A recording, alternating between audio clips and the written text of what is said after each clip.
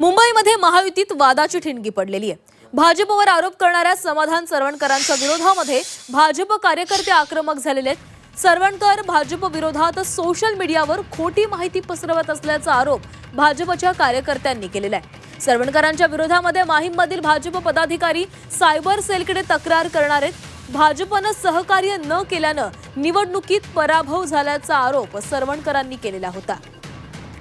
आणि आता समाधान सरवणकर यांच्या या आरोपावरून भाजप आक्रमक झालेली आहे। भाजप कार्यकर्ते सगळ्या ठिकाणी आक्रमक झाल्याचे पाहायला मिळतात।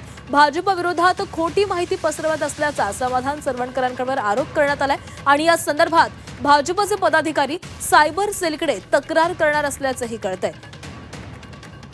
कालच समाधान सरवणकर यांनी मुंबईतील भाजप कार्यकर्त्यांवर आरोप केलेला होता। भाजपनं सहकार्य न केल्यामुळे आपला पराभव झाला असा आरोप समाधान सरवणकरांनी केलेला होता आणि याच आरोपांनंतर आता भाजपकडून त्यांना उत्तर दिलं जातंय। काही वेळापूर्वीच अमित साटम यांनी देखील या संदर्भात प्रतिक्रिया दिलेली होती।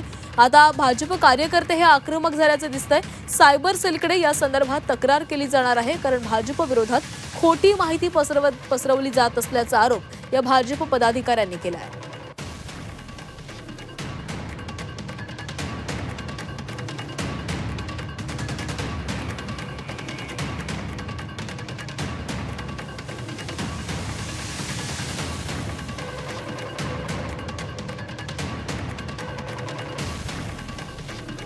समाधान सरवणकर यांनी नेमके काय आरोप केलेले होते पाहूया।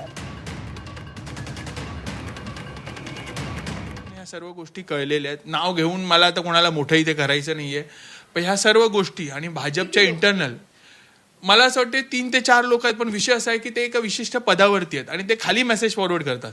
सामान्य कार्यकर्त्याला काही माहीत नसतं या गोष्टी, पण त्या जे प्रकारे व्हॉट्सअपवरती मेसेज फॉरवर्ड करतात असं वाटतं की हा पक्षाचा आदेश आहे का, अशा प्रकारे। पण हा पक्षाचा आदेश नव्हता।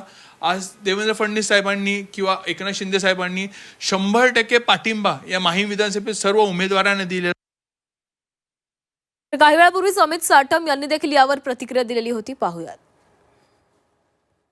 समाधान सरवणकर हे फार कमी मतांनी पराभूत झालेले आहेत।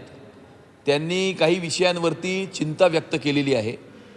नक्कीच त्यांनी चिंता केलेल्या विषयांवरती आम्ही त्या ठिकाणी त्याच्याबद्दलची सत्यता काय आहे ही तपासून पाहू आणि त्यांच्याकडनंही त्याची माहिती घेऊ, इतर व्यक्तींकडनंही त्याची माहिती घेऊ आणि सर्व गोष्टींचा सारासार विचार करून या संदर्भामध्ये जो निर्णय आहे तो आम्ही घोषित करू।